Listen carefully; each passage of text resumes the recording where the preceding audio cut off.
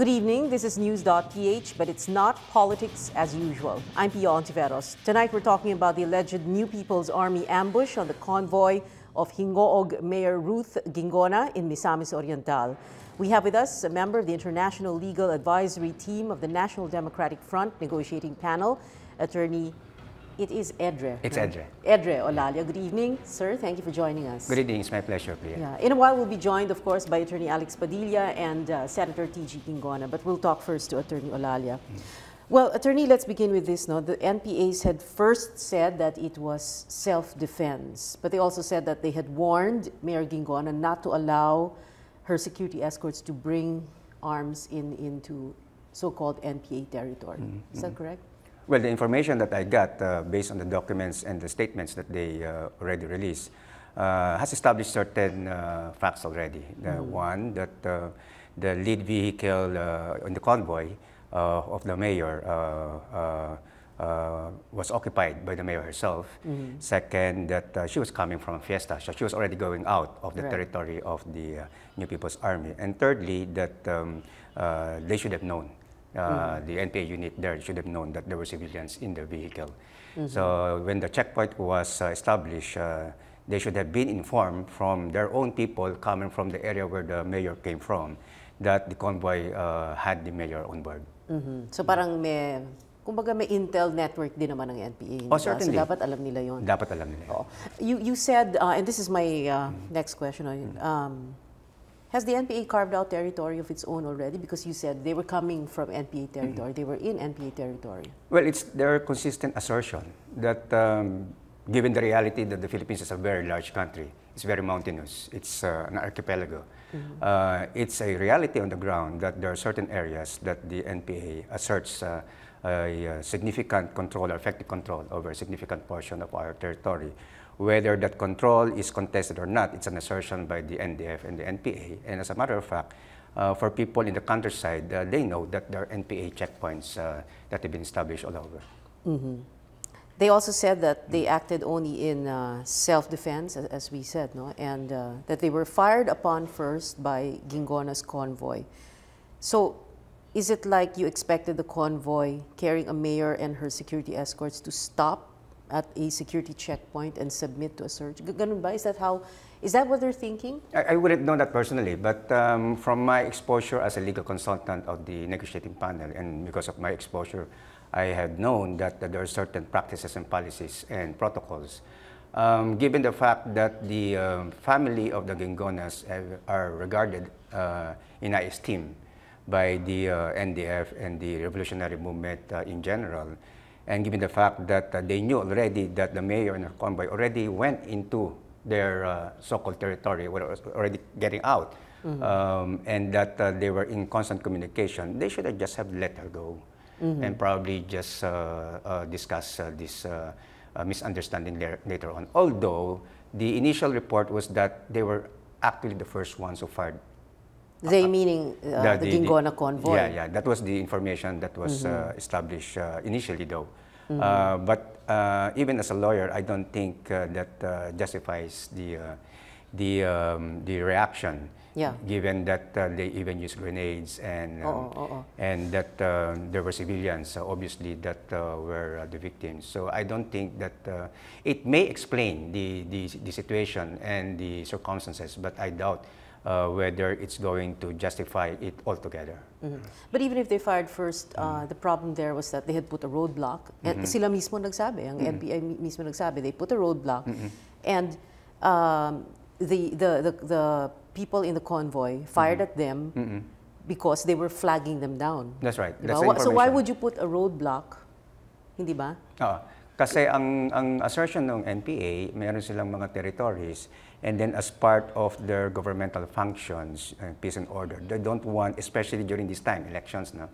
They want to maintain, from their point of view, the peace and order situation in the areas that they are. I'm sorry, Attorney. Sabi mo governmental functions. The NPA, the NDF sees itself as a government separate and distinct from the Republic of the Philippines. That's the assertion of the NDF and its revolutionary organizations. As a matter of fact, that really depends on what perspective you are coming from. Because from the point of view of domestic law, then certainly the Philippine government will not accept that.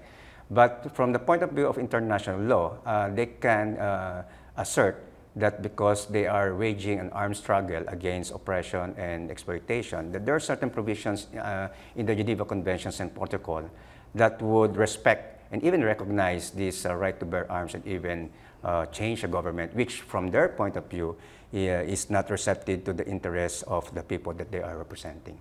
Attorney, kung halimbawa ikaw nasa isang NPA checkpoint ka, would you in your right mind really expect that if there were armed men, whether or not they were civilians or soldiers or policemen, that they would stop at your checkpoint and voluntarily submit themselves to you and have themselves disarmed and then expect that they would be let go eventually? Well, that's a very hypothetical situation. Pero, because ang inisip daw ng NPA is they wanted to stop them and talk to them and remind them na, hoy, dapat humingi kayo ng permiso dito, didisarmahan lang. I mean, but you know, kaya nga mistake. Oh, come on.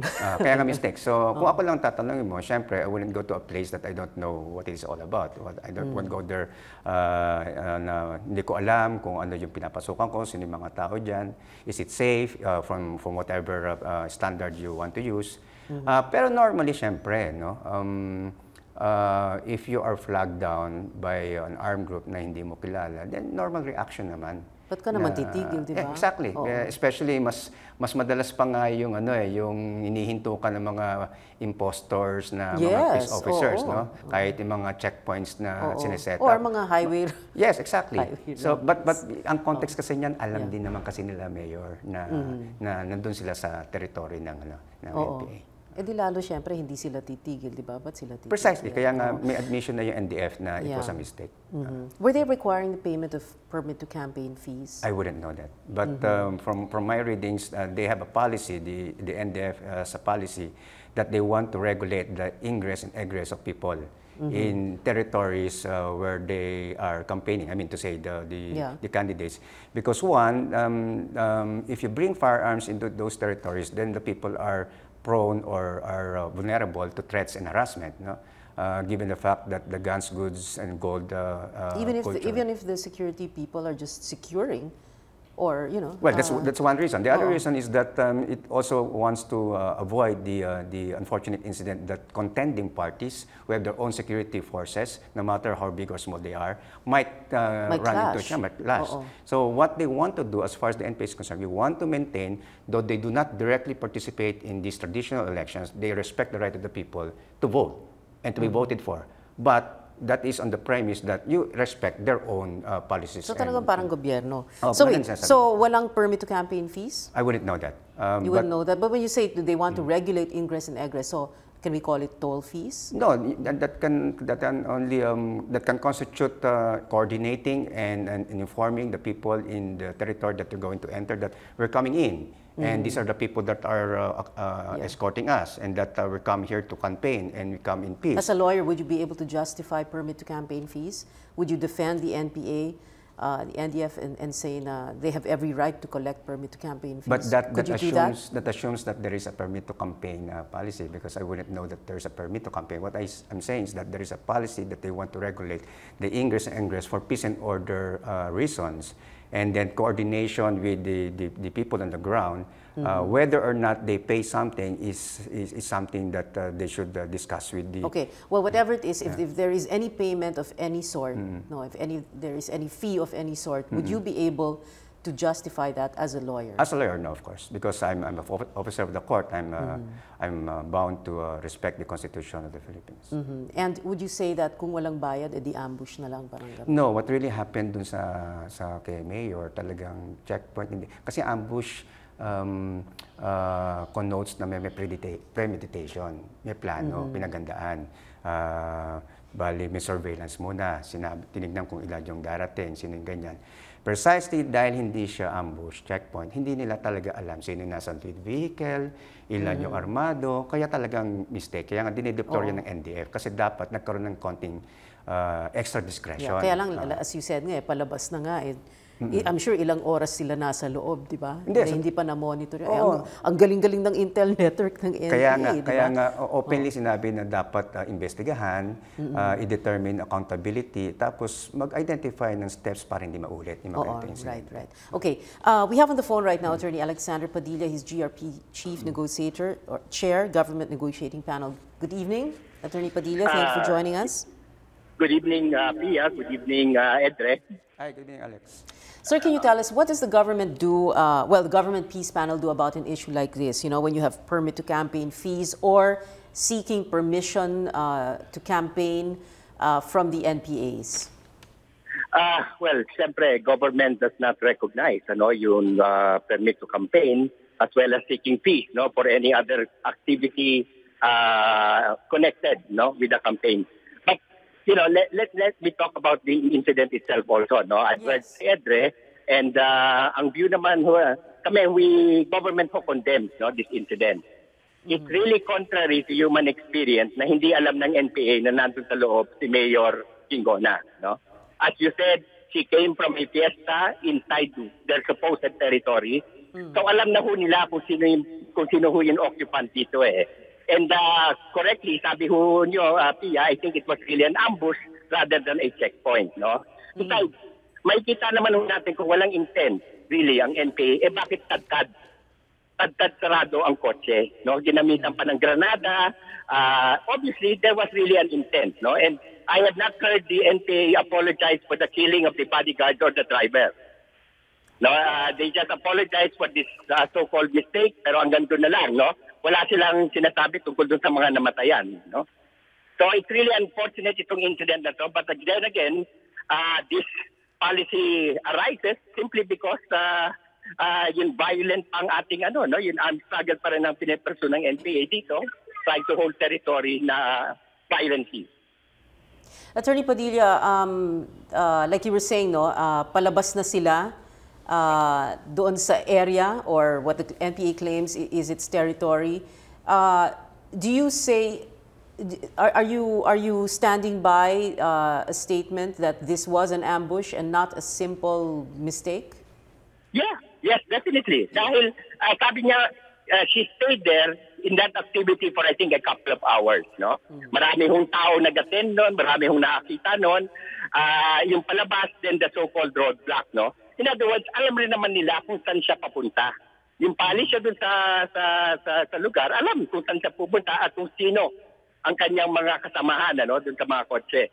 So it was an ambush as far as I'm concerned, because nga they felt slighted possibly dahil nga supposedly Mayor Quingona was not following the instructions or the policies of the NPA na wala dapat baril ipapasok doon sa mga territories na ito, So to me, medyo may disconnect pa nga yan between the yung parang kanilang local command, maybe perhaps with the national command. I'm not sure, Mukhang binigyan nila ng authority itong mga commands na to do at its will and enforce whatever they think is necessary to enforce whatever law the NPA wanted to do, Attorney Padilla, while the talks are still in limbo, for lack of a better term, what can we do, lalo na this is still campaign season, election season, what can we do about situations like this, where you have territories that the NPA claims is theirs,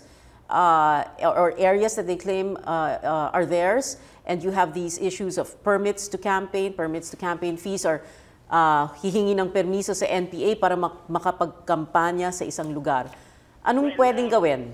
Yeah, we've never recognized all these practices. Sa ating palagay ay illegal yan, yung mga practices na yan, because there is only one government and one government alone, At yan ho yung Republic of the Philippines. So lahat ito are illegal exactions or ano. So, well, I think dapat lang i-enforce yung law. Kung ma-enforce, ang sabi nga ng ating Pangulo, na kung meron man mga checkpoint na ganyan, ay dapat i-dismantle, So we leave that up to the law enforcement authority to do their job in enforcing what the law actually provides. Pero this cannot, and remember, Pia, that Mayor Quingona was not even a candidate.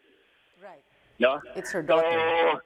So despite that, not being a candidate, ganito pa rin ang nangyari. So it sends chilling signals, no, not only to non-candidates, but even to the politician candidates who are actually running, no, in the various positions.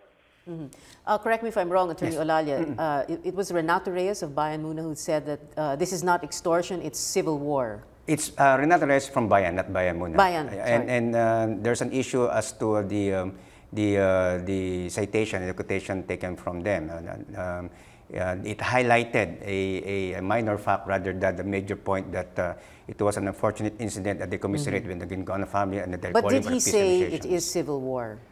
Well, they said that there is a war and that precisely because of that ongoing one, there is the need for the peace negotiations to resume. Okay. Attorney Padilla, can you react to that? There is a war, or, well, Renato Reyes was quoted as saying it is civil war. Well, obviously there is a war of some sort, no, an insurgency that is presently occupying the Philippines, no. Pero let me say na about the peace negotiations continuing, no. Yes. We were just in Amsterdam last February when we were supposed to talk of this special track, no. This special track was supposed to be a shortcut to the over many years of regular track negotiations. Unfortunately, Joma Sison himself and the members of the NDF backtracked on their previous declaration that we could have agreed upon or signed for an immediate ceasefire or an immediate truce, and at the same time creation of a national committee of some sort that will discuss the issues, no? Pero nung February ho, sabi nila na hindi raw pwede yun dahil bago raw mangyari yun, dapat tanggalin muna yung bayanihan ng AFP, dapat tanggalin yung CCT ng DSWD, dapat tanggalin yung pamana ng OPAP, etc., etc., no? So, as far as we're concerned, the NDF declared the special track as dead. And certainly, we do not want to go back to the old, grueling, regular track where we have agreed on Civil or the Human Rights Agreement after 24 years, and we still have 3 comprehensive agreements to tackle, no? So, medyo toxic ho yung ganong relation. Yeah. Sorry, Attorney, you were going so fast. Bayanihan, the ISP of the Armed Forces of the Philippines, CCT, Conditional Cash Transfer Program of the DSWD, Yes. and the other one? Pamana of OPAP. Okay, Uh-huh. but of course, so what is it, just a final word from you, Attorney, before we go and before we take a break. What is going to take a restart of the talks, at matapos na to, ang tagal na nito, no? Lahat ata kayo, tumatanda. Hindi pa natatapos to. Ako ba, no? Yes. Ako ba tinatanong? Yes, Attorney. Kayo po muna. Yan, ang gusto ho sana namin was the special track, no? Because the special track was conceived by Joma Sison himself, and it had no precondition. It had no mga restrictions, no? It was a free-willing discussion that we could talk about just about anything, no? And then, ang sinabi rin naman namin sa kanila, isa lang ang kahilingan namin na talagang napaka-importante sa gobyerno, which is a truce or a ceasefire.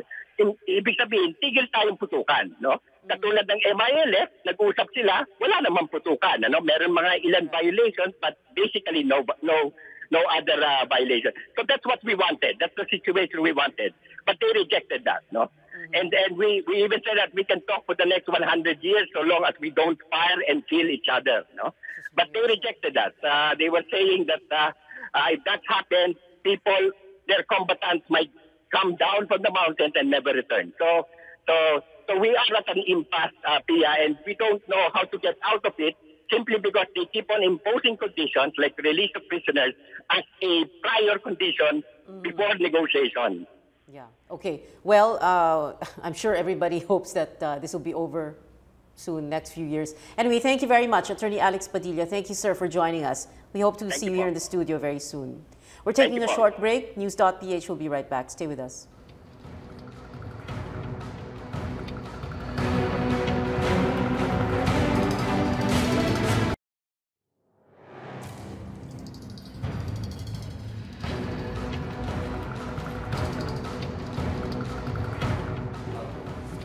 Welcome back to, you're still watching News.PH on the Solar News channel. I'm Pia Hontiveros. My guest tonight, a member of the International Legal Advisory Team of the NDF negotiating panel, Attorney Edre Olalia. We're still waiting to get in touch with Senator TG Gingono, but we're not sure that we can still contact him. He's still in Close door. in a closed-door meeting. But we hope to get through to him in a little while. Well, before anything else, Attorney Olalia, a reaction first to everything that Alex Padilla said. Well, kulang sa oras quite a mouthful ang binitawan ni Alex. But to be very diplomatic, medyo imprecise and inaccurate yung kanyang mga representations. These are peripheral issues. The issue here is really how to What address are peripheral issues? the peripheral issues that he mentioned, no, yung Oplan Bayanihan, yung PPP, and so on and so forth. Eh, yun daw ang CCT, yun daw ang hinihingi. That is not the issue. The issue in the peace negotiations is how the parties can negotiate so that they can address the roots of the armed conflict, so that there will be just and lasting peace. Yung nangyari kasi noong February, I was there, by the way, hindi rin accurate yung sinabi ni Alex kasi meron na mga drafts na binigay naman yung NDF. In fact, the ball is in the court of the GPH. As a matter of fact, my clients have publicly stated that they are willing to move forward, they find ways to move forward. The GRP or the GPH can comment on the drafts given by the NDF, and then let's see where they can meet. No?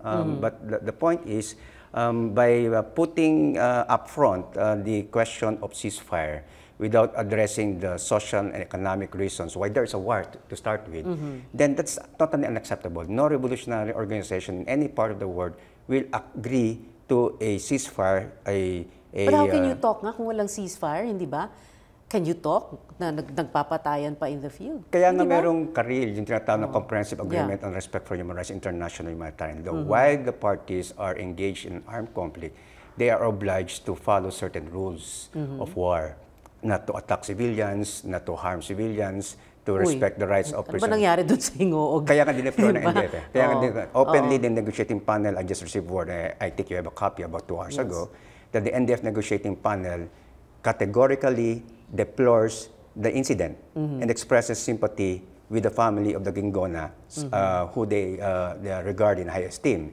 So there was an admission, there was an apology, there is a commiseration, there is a vow to look into this deeper, and then to determine who should be accountable, and to ensure that there will be steps that such an unfortunate incident will not happen. These are exceptions. The twists and turns of the war will result to such incidents. But Eddie, what you're saying kasi is that wag nating pag-usapan ng ceasefire hanggat hindi pa natin na-address yung issues ng kung bakit nag-umpisa itong buong ano. Pero yun na nga ang problema, di ba? Parang in any peace negotiations, if you have two sides that are unwilling to agree on anything, and ba't pa kayo nag-uusap? Hindi ba? You know why also? Because the reason why, parang I guess where we're all coming from is that the nation witnessed what happened in October when you have that draft agreement with the MILF. This is the MILF, hindi ba? And you know, there might be that chance that, you know, that atmosphere, that thinking that people may be tired of a war. And anything to get those peace talks started might be the most welcome thing. Hindi ba? May difference kasi between a ceasefire, an unprincipled ceasefire for no reason, yung unilateral indefinite ceasefire, tsaka yung truce.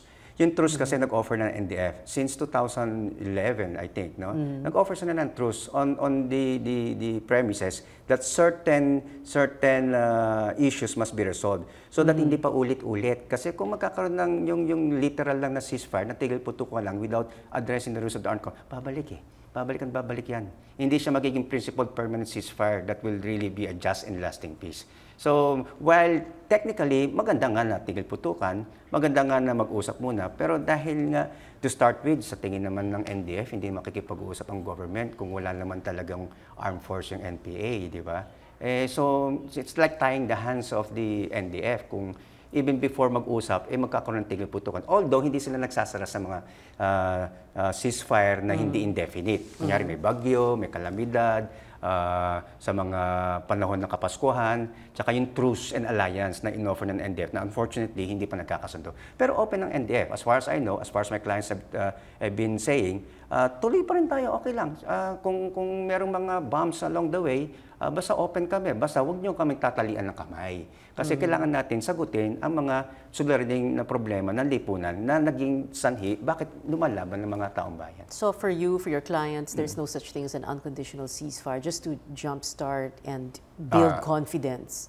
From what I know, I don't think they're going to agree to an unconditional ceasefire. But itong nangyari sa Hingoog City kay Mayor Ruthie Ginggona, can't this be the start? I mean, no matter how horrible it is, can't it be the start of I mean, you know? Well, it highlights... I mean, do you really honestly think that people are not tired of this war? Well, physically tired, but for the people who have been facing a lot of exploitation, oppression daily, I think it's an option that they can rightfully take. No? There are certain different forms of struggle, but for some of our brothers and sisters, they took up armed struggle because they have been frustrated with the legal system, with what has been happening for several years. I don't think the exploited and the oppressed will ever get tired trying to change their lives for the better and to change society fundamentally. Because if you get tired of changing things, then you're giving up. You're giving up for a better future. You're giving up for a better world. So it's for them at least. It's an option that they were forced to take. They were compelled because of their circumstances. But for us who are insulated here in Metro Manila, well, everything is fine and perfect. I mean, it's all nice. But in the countryside, the poverty, the penury, the exploitation, the feudal relations, they compel these people to take up arms. We respect their right to bear arms, although we are lawyers, but even under international law, they have every right to take up arms against a government they perceive do not reflect their interests or their benefits. The AFP and the PNP puts the strength of the NPA at a few thousand, several thousand. What is your estimate? I wouldn't know that. You wouldn't know? But the public statement of the AFP is that they are around 12,000 or so. Okay, but you would say that you would agree with that number, or less, or more? Well, we can do the math. The NDF and the CPP-NPA have publicly stated that they are in around 125 guerrilla fronts in so much number of provinces, ranging from a platoon to a company level. You can do the math, but more or less it's around, I don't know, 12,000. I really don't know. Okay, so what is in store for us? Well, I think the unfortunate incident, and really commiserate and sympathize with the Gingonas, and even the bodyguards of the mayor, highlights the importance and necessity and even the urgency of going back to the negotiating table and operationalizing a certain body called the Joint Monitoring Committee, which was formed precisely to look into these incidents. It's a monitoring committee to monitor the alleged violations from both sides. But unfortunately, has not taken up the almost 5,000 complaints, almost 1,800 against the NDF, almost 3,500 against the government. So I think this highlights the point that there are mechanisms in the peace negotiations that you can maximize so that these incidents, especially so, that the bulk of the violations of human rights violations are coming from the state security forces of the government. But even then, even if there are exceptional instances like this incident that led to the unfortunate wounding of the mayor, it unfortunately highlights that they should really be talking. And then they should investigate and look into the means and ways by which these things can be resolved while they are talking. And then really address the roots of the armed conflict. Why is there so much poverty? Why is there the education budget is so small? Why is there foreign intervention? Why are we not industrious? Why are we so backward? And so on and so forth. Why are children dying for simple diseases? These are the manifestations of the roots of the armed conflict.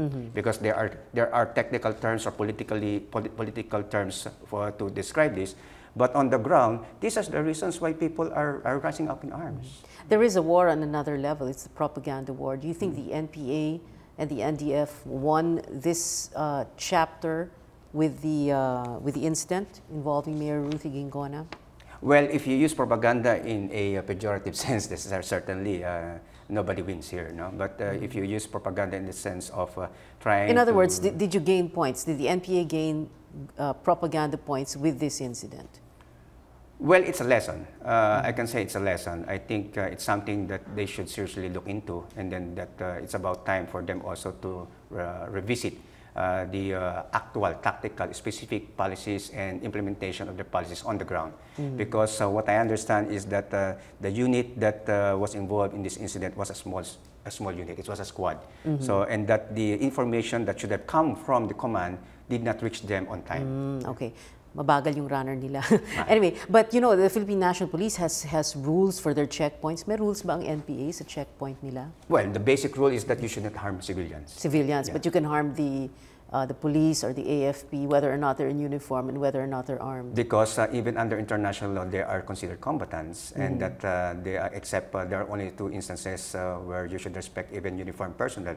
Those are the chaplains and the medics. But if you are a member of the armed forces, even the intelligence, legally you are a target? A legitimate target. Yeah, it's under in other words, pwedeng barilin.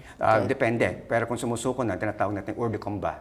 People who are not in no position anymore to fight or cannot make a hostile reaction, like the wounded, the sick, and yung nag-give up na, hindi na yan. Which is rare, no? Very few will actually no, because they have treated their prisoners of war quite fairly, and they have released... No, which is rare na merong magsusurrender lang na gano'n. Hindi, meron din. Although, meron din, pero rare nga. But anyway, well, we weren't able to speak to Senator TG Gingona. He is in a closed-door meeting, and Marie Gingona, his sister, and who is running in her mother's place for mayor of Hingoog City, is in a command conference. Anyway, thank you very much, Attorney Eddie Olalia. Thank you. Hope to have you here again, and thank you for being with us. I'm Pia Hontiveros. This is News.PH. See you again next Wednesday. Good night.